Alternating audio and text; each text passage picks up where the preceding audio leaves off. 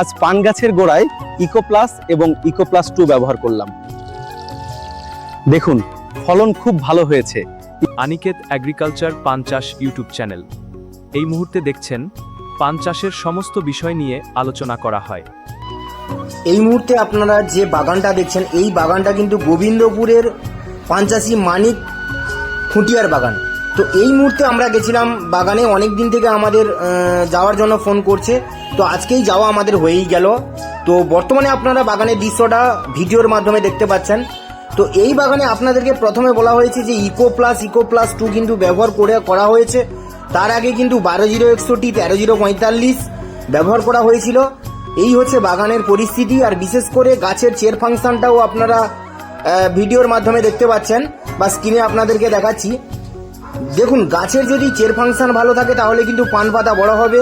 এই পান বড় করার জন্য কিন্তু চেয়ার ফাংশনটা খুবই গুরুত্বপূর্ণ, কারণ গাছের খাওয়ার বা সমস্ত কিছুটাই কিন্তু তার শরীরে যে খাবার টানার কাছ থেকে সব কিছুটাই কিন্তু চেয়ারের উপরে নির্ভর করে। তো এই মুহূর্তে যে সমস্ত বাংলা পানের চাষি রয়েছেন, আপনারা অবশ্যই এই প্রোডাক্টটা আপনার বাগানে এই মুহূর্তে ব্যবহার করতে পারেন। গাছের ডেভেলপমেন্ট, পানের কোয়ালিটি কিন্তু দিনের পর দিন, বাগানটা হয়তো 15 থেকে 20 দিন মাত্র ভেজ হয়েছে, এইরকম একটা ডেভেলপ কিন্তু বাগানে দেখা যাচ্ছে।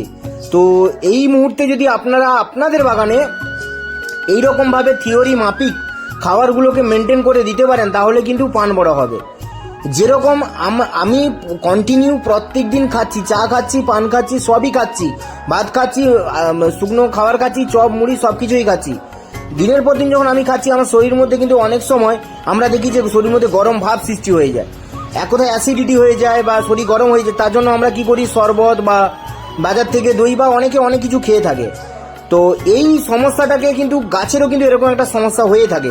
এই সমস্যাটাকে যদি দূর করা যায়, মানে আপনার বাগানে যে আপনি কন্টিনিউ রাসায়নিক খাবার বা অন্যান্য খাবার দিয়ে যাচ্ছেন, এই ব্যালেন্সটাকে করানোর জন্য কিন্তু আপনাকে এই জীবাণু সার ব্যবহার করতে হবে। না হলে কিন্তু আপনি সঠিকভাবে ভালোভাবে রেজাল্ট কিন্তু আপনি পাবেন না।